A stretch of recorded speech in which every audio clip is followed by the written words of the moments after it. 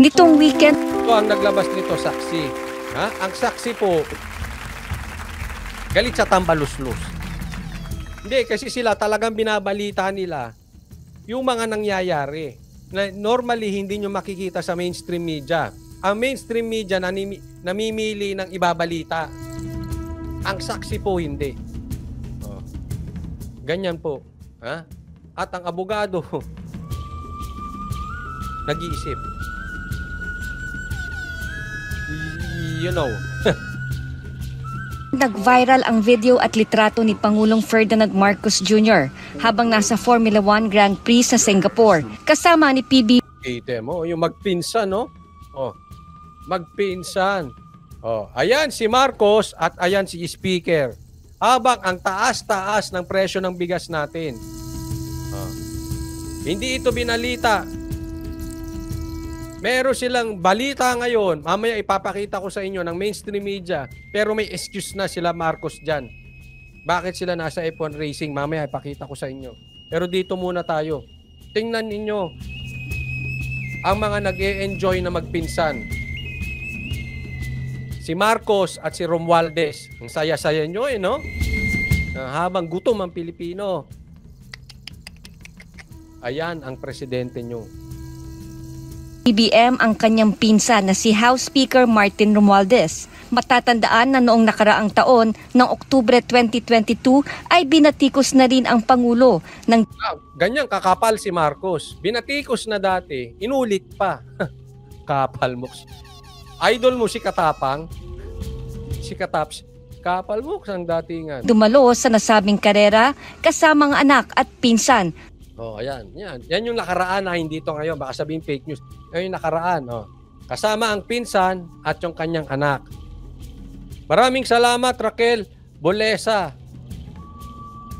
Sa kusang loob at sa patuloy na suporta. Thank you, Raquel Bolesa.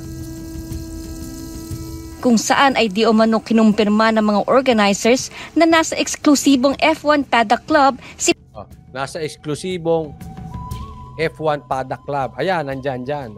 Diyan ka nanonood. Habang may nagkakarera, exclusive yan. Kumbagat sa NBA, may mga ganyan din silang lugar. Yan yung mga mamahaling ticket. Magkano dyan? Presidente Marcos. Ang isang ticket sa Paddock Club ay halos nagkakahalaga ng 10,000 Singaporean dollars. Ayun, sana all. Isang ticket nagkakahalaga ng 10,000 Singaporean dollars. Oh, paki-compute sa aking computation. Parang yan ay papatak sa 7,000 kilo ng bigas, isang ticket. So club yan So nasa isang area sila. So definitely marami yan nasa area. Ang tanong, ba't hindi nilalabas to ng media? Bakit saksi lang ang naglabas nito? Ibang side ang nilalabas ng media. Anong nilalabas ng media nyo? Oh, yung excuse ni Marcos. Dapat ipakita nyo rin yung side. Eto, presyohan. Ganyan ang media. Balanse. Oh. Sabi ni Anita, F1 is gambling just like horse racing. It needs membership. Oh, it follows. Oh, gambler pa. Oh, $41.56 times 10,000. 410,560 divided by 55. Nasa around 7,000. Tama po ba o tama-tama? 7,000 kilos ng bigas yan. Isang ticket. So, kunwari, andyan si Speaker at may mga kasama pang iba. Ilang Pilipino ang pwede nilang mapakain dyan? So, sabihin, libre. Libre naman yan. Di sana, sinabi mo dun sa Prime Minister, total, lilibre mo naman ako. Bakit hindi mo na lang ibili ng bigas nang mapakain ko ang aking bayan? Di ba? Oh. Hero pa datingan mo.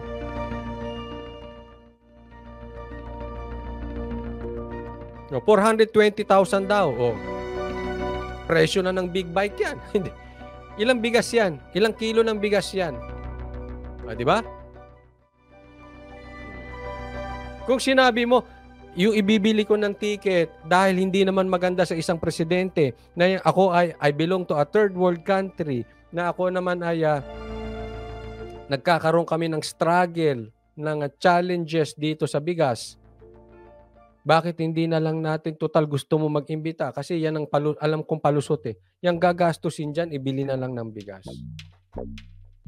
O kung hindi ayaw nyo ng bigas, ibigay nyo ng fertilizer para sa mga magsasaka natin. Again, Marcos, you can do better than that. Be creative. Ikaw ang presidente. Dapat, nasa puso mo lagi yung mga anak mo. Kasi sabi nga ni Bantag, parang tatay siya eh. Although ayoko maging tatay yan si Marcos, pero parang ang mga Pilipino ay parang anak mo. Halimbawa, ikaw bilang tatay, yung pamilya mo walang makain. Halimbawa, ako tatay. Yung pamilya ko walang makain. Tapos, magra-ride ako sa Tagaytay. Magra-ride ako sa Baguio, sa Subic, etc. etc. Wala na nga akong maipakain sa anak ko. Ano sasabihin ng anak ko? Inutil kang tatay ka? Hindi mo nga kami mapag-aral, pa-ride ka pa dyan? Parang ganun po. Bagamat hindi tayo talaga legally, as in literally anak ng presidente. Pero magkaroon ka naman puso, President Marcos. Puso. Yun lang, magkaroon ka ng puso. Yung ilagay mo yung paa mo sa sapatos ng iba. Na para alam mo, maputik yung sapatos nila. Seriously. Pag malaman mo yung sapatos ng mga magsasaka natin o tsinelas, maputik. Para ikaw ngayon, nagkakaroon ka ng puso. Ang tawag dyan, immersion. Paano mauunawaan ng magsasaka kung andyan ka sa aircon? Nanonood ng racing sa isang exclusive club sa Singapore.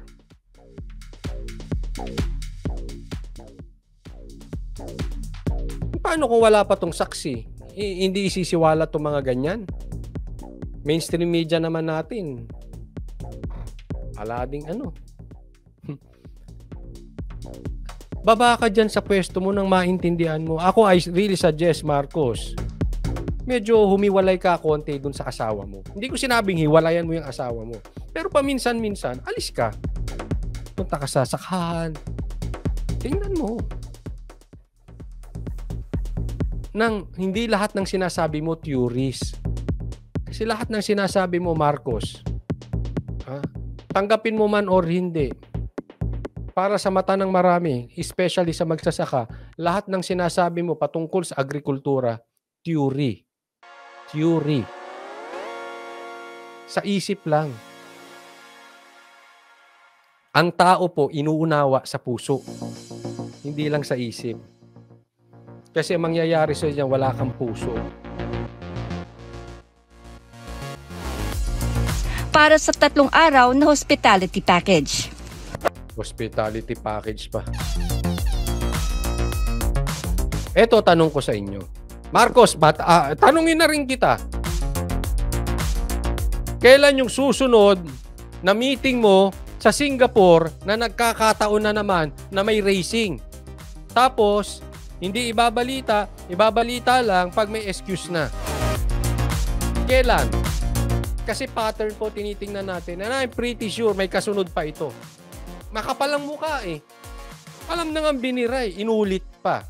Makapalang mukha nito si Marcos nyo, ha? Makapalang mukha.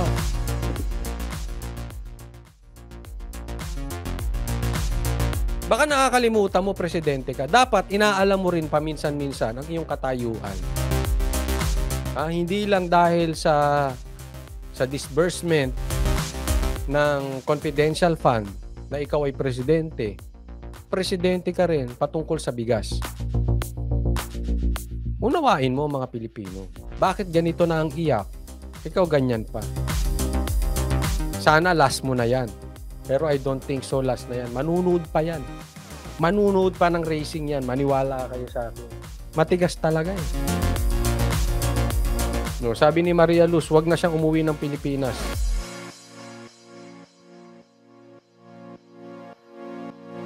Hindi po, diretsahan tayo. Kasi matagal. Alam nyo, sa totoo, eto you can attest to this. Yung mga matatagal ko nang nanonood sa akin. Sinasabi ko, wag muna natin panuhayin ng gobyerno. Bigyan natin ng pagkakataon. As in, hindi ko tinatapik si Marcos. Binibigyan natin ng pagkakataon. Sabi ngayon, lintik na. Diretsahan na po. Pataas na taas ang presyo ng bigas. Ng ano?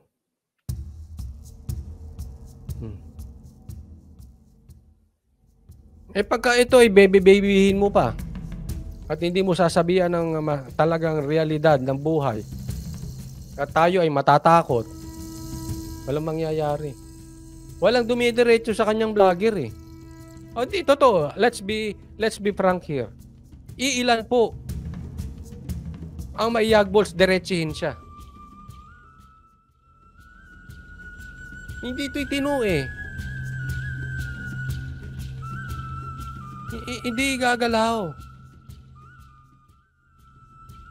Kailangan talaga merong mga mamamahayag na sasabihin, Marcos, mahiya ka naman. Tigil-tigilan mo na yung F1 na yan. Iilan ang kaya magsabing ganun.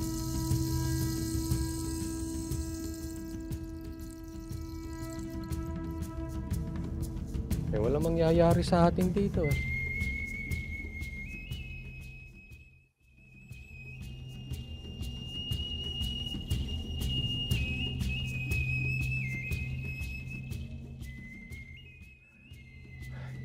Tuloyan natin to.